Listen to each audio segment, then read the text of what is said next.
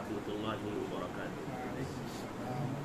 الحمد لله وحده والصلاة والسلام على رسوله الكريم وعلى آله وصحبه أجمعين ومن تبعهم بإحسان إلى يوم الدين وبعد. فأعوذ بالله من الشيطان الرجيم. بسم الله الرحمن الرحيم.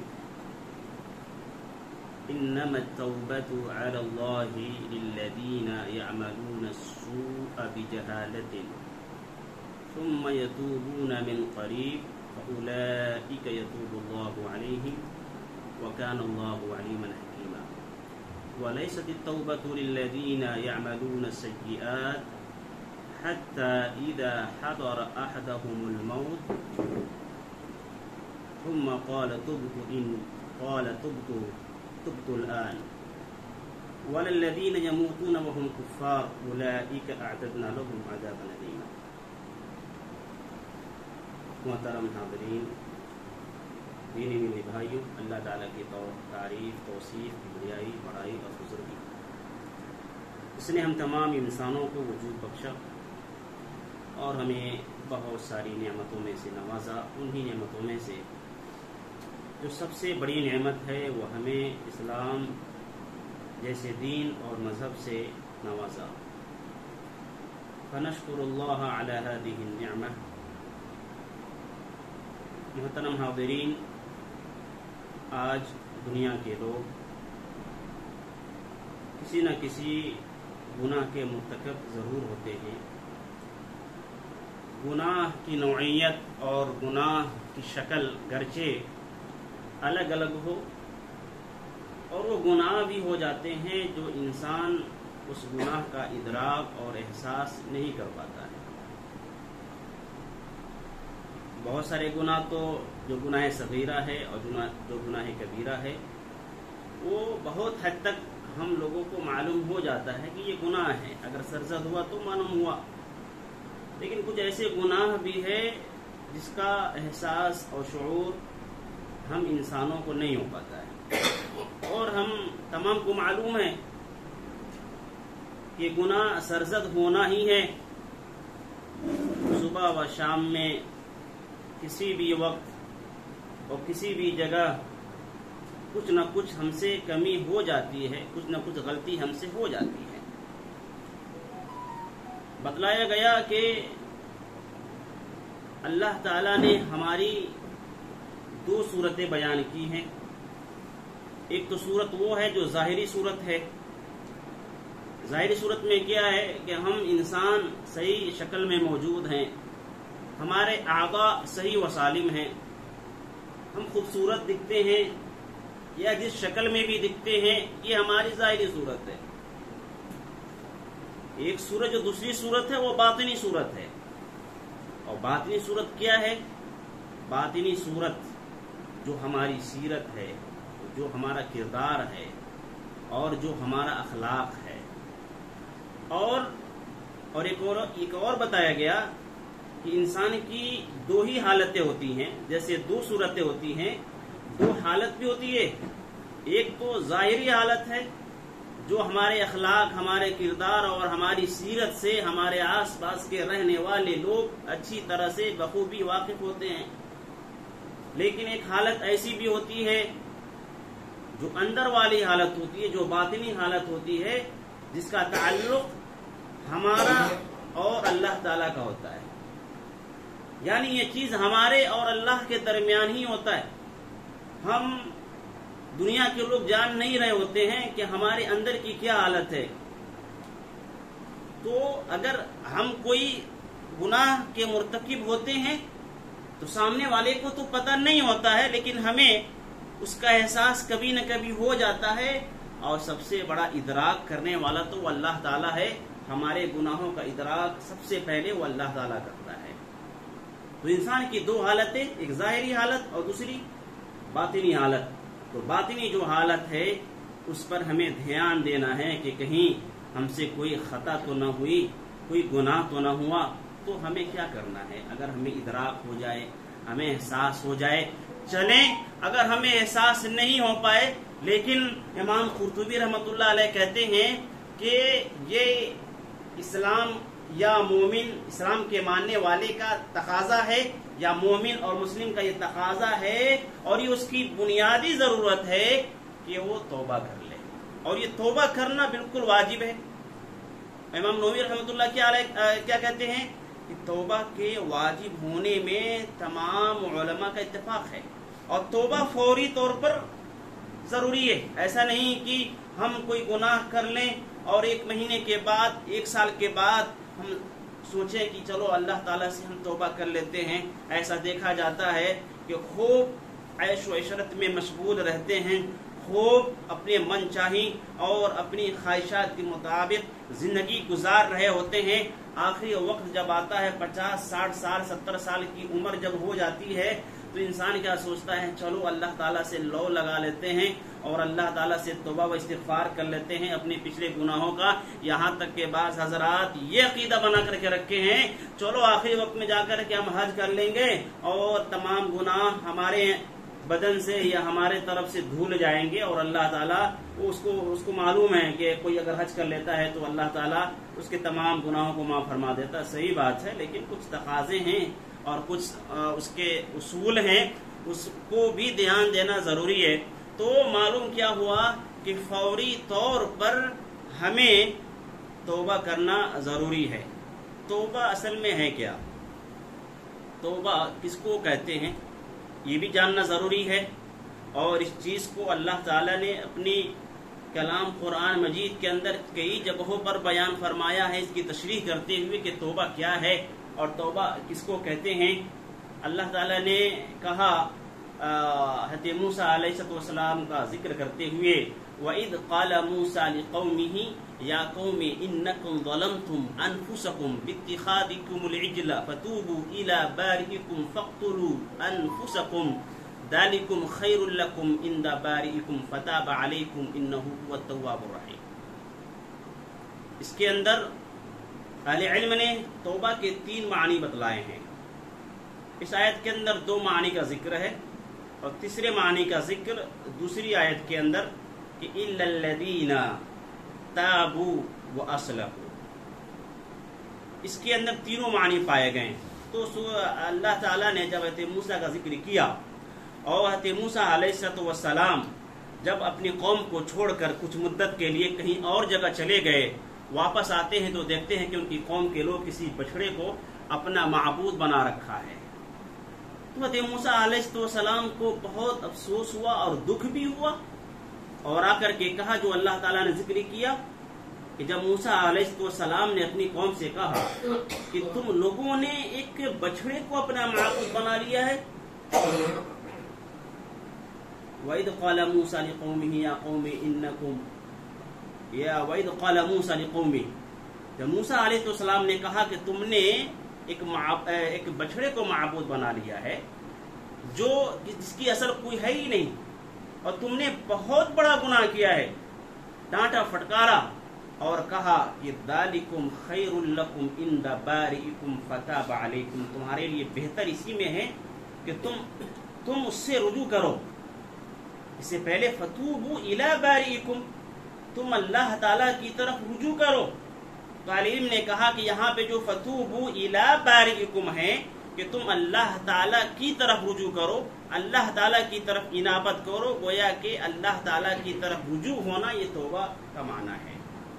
اور اس آگے آیت کے اندر فتاب علیکم، اللہ تعالیٰ تمہارے گناہ کو قبول کرے گا۔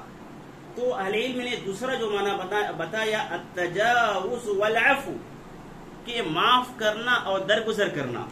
جب انسان توبہ کر لیتا ہے، اللہ تعالیٰ کی طرف رجوع ہو جاتا ہے، تو اللہ تعالیٰ اس کے اس رجوع کو اور اس کی اس انابت کو اللہ تعالیٰ قبول بھی کر لیتا ہے۔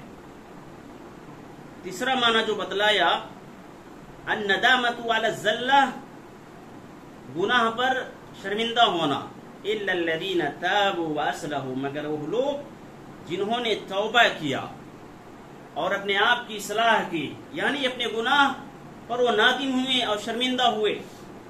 تو شرمندہ ہونے کے بعد جو اللہ تعالیٰ سے رجوع کیا، یہ بھی معنی ہوا کہ گناہ پر ندامت کا اظہار کرنا، شرمندگی کا اظہار کرنا، یہ بھی توبہ کی تعریف میں آتا ہے اور توبہ کے ضمن میں آتا ہے۔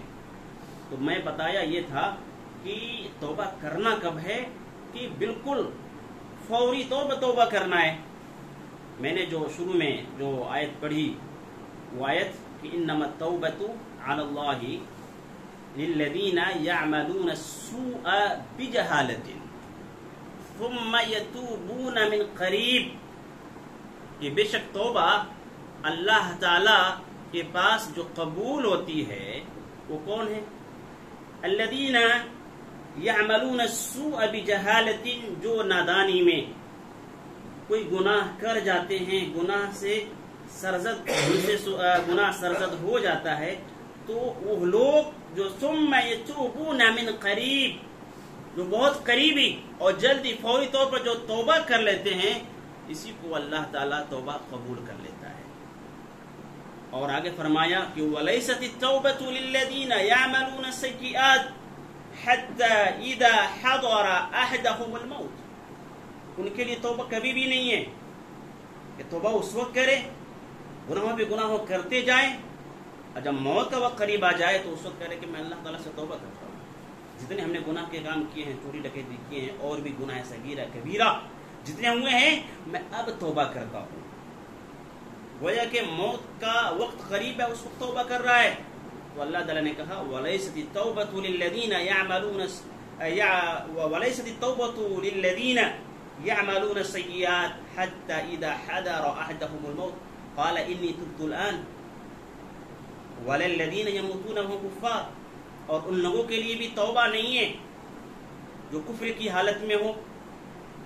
کوئی غیر مومن ہے، غیر مسلم ہے، کافر ہے، وہ اسلام قبول نہیں کیا ہے، اور وہ کوئی گناہ کر لیتا ہے، کہتا ہے کہ میں بھگوان سے یا میں ایشور سے، میں اللہ تعالیٰ سے اس گناہ کا توبہ کر رہا ہوں، تو کیا اس کا گناہ معاف ہوگا؟ صاف لفظ ہے قرآن کے اندر کہ کافروں کے لیے تو گناہ ہے ہی نہیں. یہاں تک کہ اللہ کے رسول صلی اللہ علیہ وسلم جب ان کے چچا ابو طالب رضی اللہ تعالیٰ عنہ آخری وقت میں تھے، اور آخری وقت میں آپ صلی اللہ علیہ وسلم ان سے کہتے رہے کہ آپ ایمان لے آؤ، میں آپ کے لیے اللہ تعالیٰ سے بخشش طلب کر لوں گا، تو ایمان نہیں لے آئے. اور اللہ تعالیٰ نے آیت اتار کر کے نازل کر کے بیان فرمایا کہ ایسا ممکن نہیں ہے. تو جب اللہ کے رسول صلی اللہ علیہ وسلم کی توبہ، یا اللہ کے رسول صلی اللہ علیہ وسلم اپنے چچا جو خاص سگے چچا ہیں ان سے ان کے لیے استغفار کریں، یا ان کے لیے بخشش طلب کریں، یا ان کے لیے سفارش کریں، تو ان کی قبول نہیں ہوگی. تو عام انسان کی کیا حالت ہے، یا جو غیر مومن ہے، غیر مسلم ہے، جو کافر ہے، ان کی توبہ تو خیر دور کی بات ہے، ان کی توبہ قبول ہو ہی نہیں سکتی. اور نہ ان کے وہ جو اعمال ہیں، جو اچھے اعمال ہیں، بہت سارے گمان رکھتے ہیں کہ ہم اچھے اعمال کریں گے اور اس اعمال کی وجہ سے ہمیں نجات مل جائے گی، تو یہ بھی ممکن نہیں ہے. جب تک کہ آپ اسلام قبول نہیں کر سکتے، آپ کی نجات ممکن نہیں ہے. فرمایا اللہ تعالیٰ نے وَمَن يَبْتَغِ غَيْرَ الْإِسْلَامِ دِينًا فَلَن يُقْبَلَ مِنْهُ وَهُوَ فِي الْآخِرَةِ مِنَ الْخَاسِرِينَ. گرچہ یہ آیت کسی اور تعلق سے ہے، کسی اور ضمن میں ہے، کہ وہ جو شخص اگر کوئی بھی عمل کرتا ہے اسلام کے علاوہ اور اس کو سمجھتا ہے کہ یہ دین کا حصہ ہے، یا کسی اور دین پر عمل کرتے ہوئے کوئی اور عمل کرتا ہے، تو وہ اس کا قبول نہیں کیا جائے گا، اس کی طرف سے قبول نہیں ہوں گے، اور وہ آخرت میں خسارہ اور نقصان اٹھانے والوں میں سے ہوں گے. تو وہ آیت وَلَلَّذِينَ يَمُوتُونَ وَهُمْ كُفَّارٌ، تو ان کے لیے بھی توبہ نہیں ہے جو مر گئے ہوں اور کفر کی حالت میں انتقال کیے ہوں، فوت ہوئے ہوں، تو ان کی توبہ بھی قبول نہیں ہوگی. اور یہ بھی آیت ہے کہ ایسے شخص کے اعمال قبول نہیں کیے جائیں گے. تو بات یہ واضح ہو گئی کہ نہ ان کی توبہ قبول ہوگی جو بالکل موت کے وقت قریب ہے، جو مومن بھی ہیں موت کا وقت آ چکا ہے اور وہ کہہ رہے ہیں کہ میں توبہ کرتا ہوں اللہ تعالیٰ سے، دل میں وہ کر لے کہ میں توبہ کر رہا ہوں، تو ایسے وقت میں توبہ ان کی قبول نہیں ہوگی. اور نہ ایسے شخص کی توبہ قبول ہوگی جو غیر مسلم ہے، جو کافر ہیں. اللہ کے رسول صلی اللہ علیہ وسلم نے بیان فرمایا کہ ان اللہ یقبل توبۃ العبد ما لم یغرغر، کہ اللہ تعالیٰ توبہ قبول بندے کا اس وقت کرتا ہے جب تک کہ نزع کی حالت نہ آ جائے، جب تک کہ غرغرے کی حالت نہ آ جائے، یعنی موت کے وقت بالکل قریب جب تک کہ نہ آ جائے اس وقت اللہ تعالیٰ آپ کی توبہ قبول کر سکتا ہے، لیکن موت کا وقت قریب آ جائے، غرغرہ آ جائے، نزا کی حالت آ جائے، تو ایسے وقت میں اللہ تعالیٰ توبہ قبول نہیں کرتا ہے۔ ایسا نہیں ہے کہ اور بھی انبیاء کرام جو گزرے ہیں، سب سے پہلے جو نبی حضرت آدم علیہ السلام نے بھی توبہ کیا تھا، فَتَلَقَّى آدَمُ مِن رَّبِّهِ كَلِمَاتٍ فَتَابَ عَلَيْهِ، ان سے بھی بھول چوک ہو گیا تھا، تو حضرت آدم علیہ السلام نے بھی اپنے رب سے توبہ کیا۔ حضرت ہود علیہ السلام نے بھی کہا کہ فَقُولُوا اسْتَغْفِرُوا رَبَّكُمْ ثُمَّ تُوبُوا إِلَيْهِ، اور بھی ایک نبی نے کہا کہ قَالَ سُبْحَانَكَ تُبْتُ إِلَيْكَ وَأَنَا أَوَّلُ الْمُؤْمِنِينَ، یعنی کئی انبیاء کرام کا ذکر ہے قرآن مجید کے اندر جنہوں نے اللہ تعالیٰ سے توبہ کیا ہے، جب انہیں ادراک ہوا اور جب انہیں احساس ہوا کہ ہم سے کچھ کمی ہو گئی ہے تو انہوں نے توبہ کیا۔ تو ہم تو انسان ہیں، ہم سے کیوں کر کمی نہیں آ سکتی ہے؟ تو سب سے ضروری بات اور اہم بات یہ ہے کہ ہمیں جب ادراک ہو جائے اور ہمیں جب احساس ہو جائے کہ ہم سے کچھ نہ کچھ کمی ہوئی ہے اور ہم سے گناہ سرزد ہوئے ہیں، تو ہمیں فوری طور پر بالکل پہلی فرصت میں ہمیں توبہ کرنا ہے۔ اور توبہ کے اہل علم نے جو شرائط بیان کیے ہیں کہ توبہ کر لیں، تو ایسا نہیں کہ توبہ کر لیں پھر گناہ کریں اور پھر آپ بیٹھ جائیں 1 مہینے تک توبہ نہ کریں، ایسا نہیں ہے۔ اللہ تعالیٰ کا دربار تو اتنا وسیع ہے اور اللہ تعالیٰ کا دائرہ اتنا وسیع ہے مغفرت کا کہ ایک حدیث میں ہے، ایک روایت میں ہے، ابو ہریرہ رضی اللہ تعالیٰ عنہ راوی ہیں، وہ کہتے ہیں کہ جب بندہ اللہ تعالیٰ سے کہتا ہے کہ اللہ مغفر لی، اے اللہ تعالیٰ مجھے بخش دے، تو اللہ تعالیٰ کہتا ہے جاؤ میں نے تمہیں بخش دیا۔ پھر کہتا ہے اے اللہ تعالیٰ مجھے بخش دے، پھر آتا ہے گناہ کر کے، پھر کہتا ہے کہ اے اللہ تعالیٰ مجھے بخش دے، تو اللہ تعالیٰ کہتا ہے کہ جاؤ میں نے تمہیں بخش دیا، چاہے تم جس طریقے سے عمل کرو میں نے تمہیں بخش دیا۔ تو حالت یہ ہے اللہ تعالیٰ کے دائرے کا اور اس کی مغفرت کی وسعت کا، ان کی اللہ تعالیٰ حالت یہ ہے کہ اللہ تعالیٰ بندے کے ہر مغفرت کو اور اللہ تعالیٰ بندے کے ہر توبہ کو قبول کرتا ہے، لیکن ضروری یہ ہے کہ بندہ توبہ کرے تو پورے عزم کے ساتھ، اس عزم کے ساتھ توبہ کرے کہ میں یہ گناہ پھر سے دوبارہ نہیں کروں گا، اور خالص توبہ کرے۔ اور تیسری شرط اہل علم نے کہا کہ جو گناہ کیا ہے وَالنَّدْمُ عَلَى الظَّنْبِ وَالنَّدْمُ عَلَى الزَّلَّةِ، کہ وہ جو سے گناہ سرزد ہوئے ہیں وہ اپنے گناہ پر، اپنی کمی پر، اپنی غلطی پر نادم ہو اور شرمندہ ہو۔ تو یہ 3 اہم اور بنیادی شروط ہیں توبہ کے، اس کو ملحوظ رکھنا ہر حال میں ضروری ہے۔ اگر اس کو ہم ملحوظ نہیں رکھتے ہیں تو ہم نہیں کہہ سکتے اللہ تعالیٰ غفار ہے، وہ تواب ہے، وہ قابل التوبہ ہے، وہ توبہ کو قبول کرنے والا ہے۔ وہ اللہ تعالیٰ کرے یا نہ کرے وہ اللہ تعالیٰ کے اختیار میں ہے، لیکن جو شروط ہیں اس کو ہم ضرور ملحوظ رکھیں۔ اور میرے بھائیوں، حضرت عبداللہ ابن عمر رضی اللہ تعالیٰ عنہما کہتے ہیں کہ اللہ کے رسول صلی اللہ علیہ وسلم کی حالت تو یہ تھی کہ ایک مجلس میں جب بیٹھتے تھے تو 100 مرتبہ توبہ کرتے تھے۔ بتائیے 100 مرتبہ، روایت بھی ہے 100 مرتبہ اللہ کے رسول صلی اللہ علیہ وسلم توبہ کرتے تھے۔ تو آخر توبہ کے فوائد کیا ہیں؟ اللہ کے رسول صلی اللہ علیہ وسلم 100 مرتبہ توبہ کرتے ہیں، کیا فائدہ ہے؟ علیم نے بیان کیا کہ توبہ اگر کوئی کرتا ہے تو جو توبہ جو کر رہا ہے، بار بار جو توبہ کر رہا ہے، تو اللہ تعالیٰ اس کے توبہ کرنے کے بدلے میں جو بھی کمیاں یا جو گناہ سرزد ہوئے ہیں اس گناہ کو حسنات میں اللہ تعالیٰ بدل دیتا ہے۔ اور آیت بھی ہے کہ إِلَّا مَنْ تَابَ آمَنَ وَعَمِلَ صَالِحًا فَأُولَئِكَ يُبَدِّلُ اللَّهُ سَيِّئَاتِهِمْ حَسَنَاتٍ، اللہ تعالیٰ ان کے گناہوں کو حسنات میں، نیکیوں میں تبدیل کر دیتا ہے۔ تو میرے بھائی شرط یہ ہے کہ ہم توبہ کریں گے تب ہم اللہ تعالیٰ کا دروازہ کھٹکھٹائیں گے، تب اللہ تعالیٰ ہمارے گناہوں کو معاف کرے گا۔ جب ہم توبہ کے دروازے کو کھٹکھٹائیں گے ہی نہیں تو کہاں سے اللہ تعالیٰ معاف کرے گا؟ ہم بار بار مسجدوں کے اندر جاتے ہیں، 5 وقت کی نماز پڑھ رہے ہیں، اور کیا ہم اس گناہ کو ٹارگٹ کر کے کیا ہم اللہ تعالیٰ سے رجوع ہوتے ہیں؟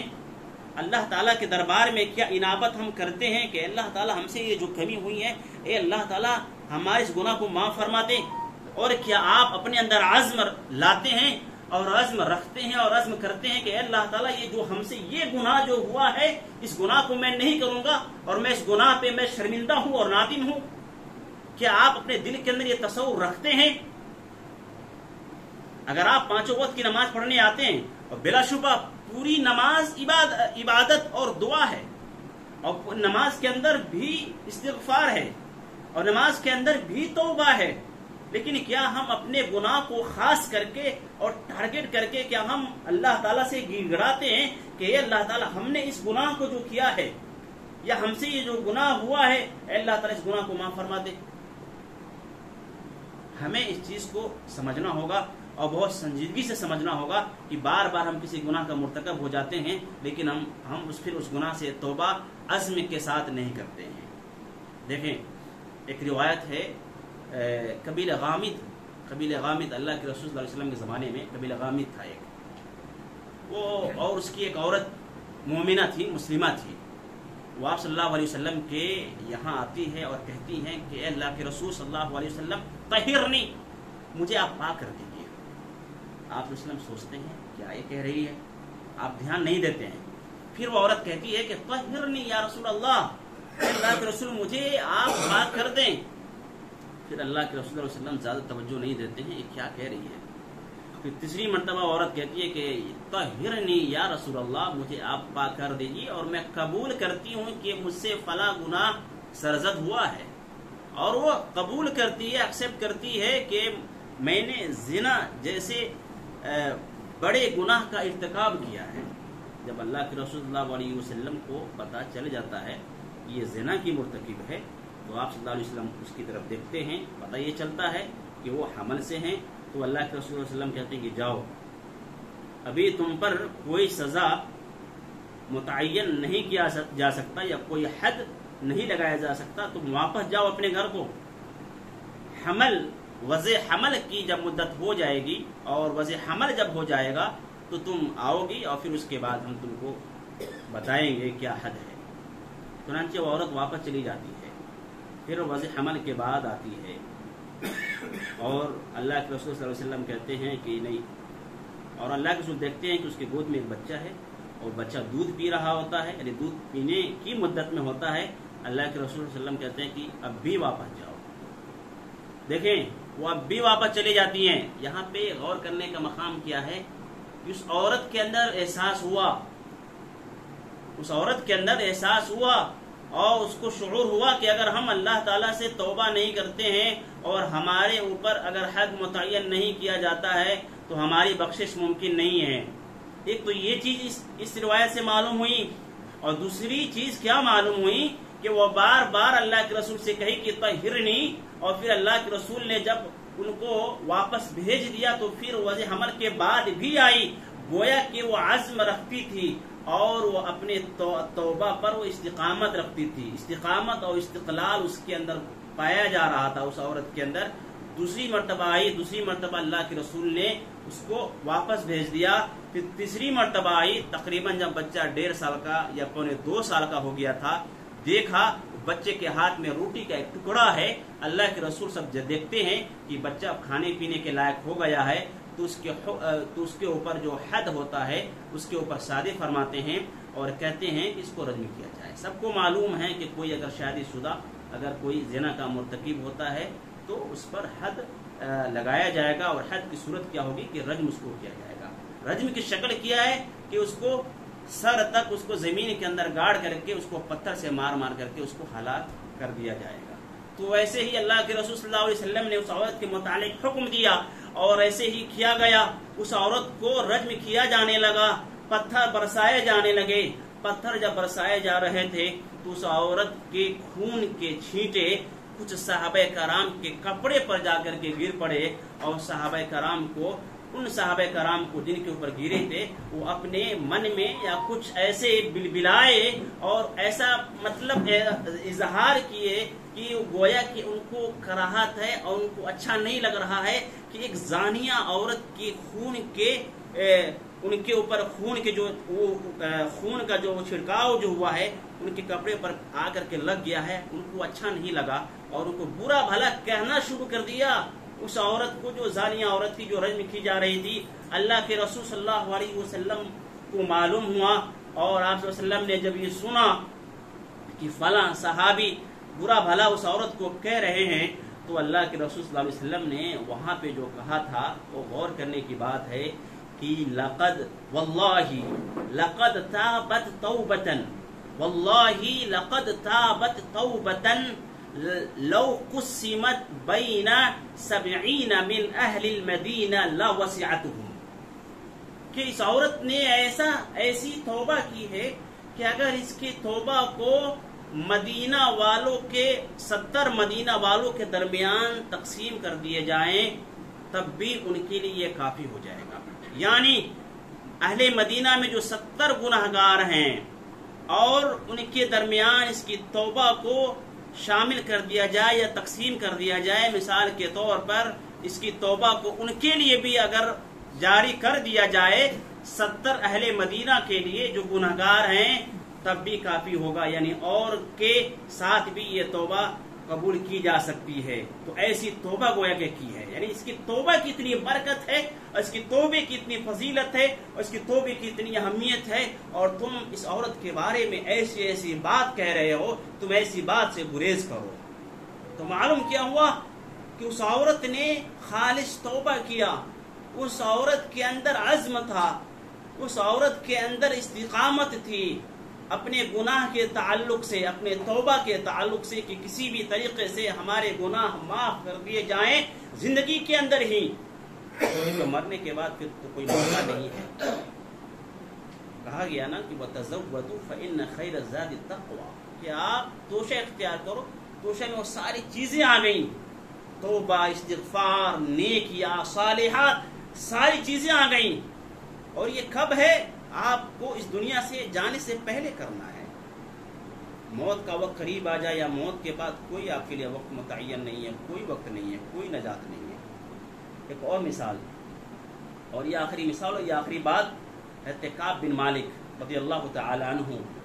مشہور روایت ہے، غزوہ تبوک کا موقع ہے. غزوہ تبوک سن 9 ہجری میں جو پیش آیا، غزوہ تبوک سن 9 ہجری میں پیش آیا، اور ایسے وقت میں یہ پیش آیا کہ اس وقت مسلمانوں کے پاس وسائل کی کمی تھی اور موسم بھی نامناسب تھا، ناخوشگوار تھا، موسم مناسب نہیں تھا. بہت سارے لوگ اس جنگ میں جانے سے پیچھے رہ گئے اور اکثر صحابہ کرام گئے، لیکن کچھ ایسے لوگ بھی تھے جو تساہلی کر کے، جو سستی کر کے یا اپنی بھول چوک کی وجہ سے پیچھے رہ گئے اور جا نہیں پائے.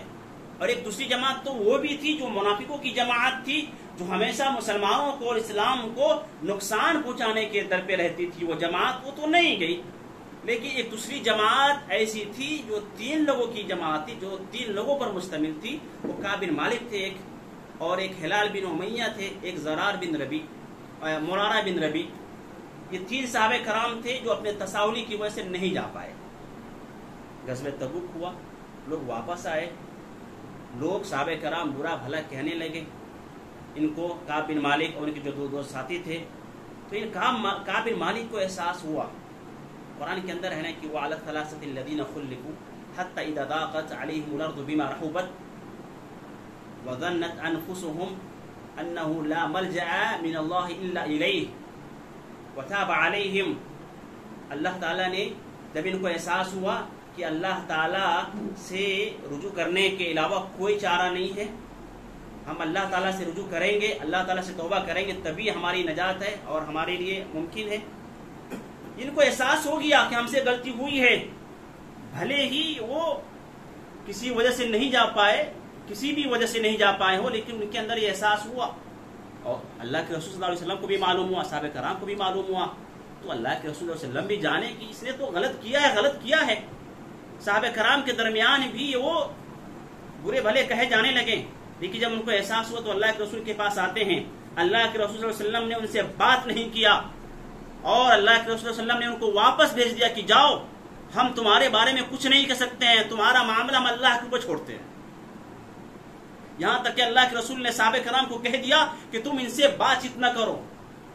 40 दिन तक सहाबे कराम और अल्लाह के रसूल सल्लल्लाहु अलैहि वसल्लम हज़रत काब बिन मालिक और उनके 2 साथियों से बातचीत नहीं की। यहां तक कि 41वें दिन ये भी कह दिया अल्लाह के रसूल ने कि इनको इनकी बीवियों से भी अलग कर दो, इनको इनकी बीवियों से भी अलग कर दिया गया। गोया कि ये अपने इलाका छोड़ करके दूर अलग चले गए।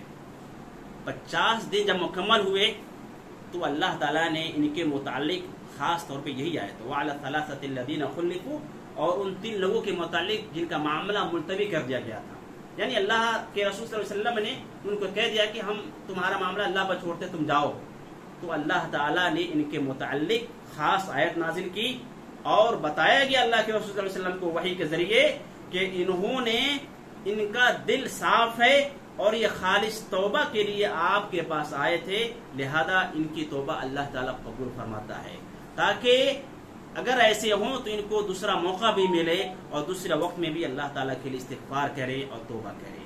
इस आयत को नाज़िल करने का मकसद बहुत बड़ा मकसद था अल्लाह ताला का, दिखाने के लिए लोगों को कि ऐसे लोग जो गुनाह के मुर्तकिब हो जाते हैं उस वक्त उनको एहसास नहीं हो पाता है, 2 दिन के बाद 3 दिन के बाद उनको एहसास होता है कि हाँ हमने फला जगह हमने गलती की है या हमसे फला जगह कमी हुई है, चलो हम अल्लाह ताला से रुजू कर लेते हैं, हम अल्लाह ताला से तौबा व इस्तिग़फ़ार कर लेते हैं। तो ये आयत बहुत बड़ी मिसाल है उन लोगों के लिए जो उनको वक्त पर एहसास नहीं हो पाता है, लेकिन जैसे ही एहसास हो, अल्लाह ताला ने कहा, जो आयत मैंने पढ़ी थी वो यतूबून मिन करीब, जैसे ही एहसास हो उनको क्या करना है कि सबसे पहले वो अल्लाह ताला की तरफ रुजू करें और अल्लाह ताला से तौबा करें। जैसे इन्होंने भी, काब बिन मालिक उनके 2 साथियों ने भी, इनको जब एहसास हुआ कि हमसे कमी हुई है तो फौरन अल्लाह के रसूल के पास पहुंचते हैं और कहते हैं और अपने गुनाह का एतराफ़ करते हैं, और अल्लाह ताला इनके बारे में जान भी जाता है और तो इनके बारे में खुसूसी आयत भी नाज़िल करता है। तो ये सब बातें थी तौबा के ताल्लुक से, ये सब मिसालें थी।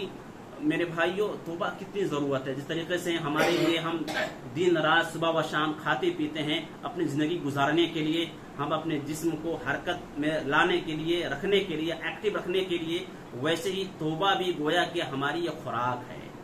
ये कहाँ की खुराक है? ये आखिरत की खुराक है हमारे ज़िंदगी की। जो मालूम है हमें दुनिया की ज़िंदगी और आखिरत की ज़िंदगी, दुनिया की ज़िंदगी जीने के लिए हम खाते पीते हैं, आखिरत की ज़िंदगी के लिए गोया कि खुराक जो है ये तौबा ही है, बुनियादी ज़रूरत है। तौबा हमें हर हाल में करना है, हर दिन तौबा करें। बताया ना कि अल्लाह के रसूल सल्लल्लाहु अलैहि वसल्लम एक मजलिस में जब बैठ जाते थे तो 100 मरतबा तौबा करते थे। क्या करना है? कोई ख़ास दुआ जो है आप अस्तगफिरुल्लाह अस्तगफिरुल्लाह अस्तगफिरुल्लाह, अल्लाह ताला मैं तुमसे इस्तिग़फ़ार करता हूँ, बख्शिश तलब करता हूँ, अल्लाह ताला मैं अपने गुनाह पर नादिम हूँ, अल्लाह ताला मेरे तौबा को तो कबूल करिए। तो है, ज़रूरी नहीं है कि ख़ास दुआ भी आप अरबी के अंदर आप करें। आप जिस ज़ुबान में, अल्लाह ताला दुनिया की हर ज़ुबान को जानता है, आप जो एहसास करते हैं उसको भी अल्लाह ताला जानता है और मारिफत रखता है। आप बस खुलूस के साथ, लिल्लाहियत के साथ, अज़्म के साथ और अपने गुनाहों पर नादिम होते हुए आप अल्लाह ताला के हुजूर में, अल्लाह ताला के बारगाह में आप अपने गुनाहों पर नादिम होते हुए आप अपने गुनाहों से तौबा करें, यकीनन अल्लाह ताला कबूल करेगा। आइए हम अहद करते हैं कि हमसे जो भी गलती हो जाए, कमी हो जाए, हम सबसे पहली फुर्सत में हम अल्लाह ताला के सामने गिड़गिड़ाएंगे और तौबा करेंगे। ए अल्लाह ताला, जो भी बातें आज की मजलिस में और आज की महफिल में हुई है, सबसे पहले मुझे यानी क़ायद जो मैंने कहा, और उसके बाद आप तमाम हाज़रीन, तमाम सामईन और जो भी सोशल नेटवर्क पे जो नाज़रीन होंगे, जो इस्तिफ़ादा करेंगे, उन तमाम को इन तमाम बातों पर अमल करने की तौफ़ीक़ अता फ़रमाएं। आमीन व आखिरु दावाना अल्हम्दुलिल्लाहि रब्बिल आलमीन।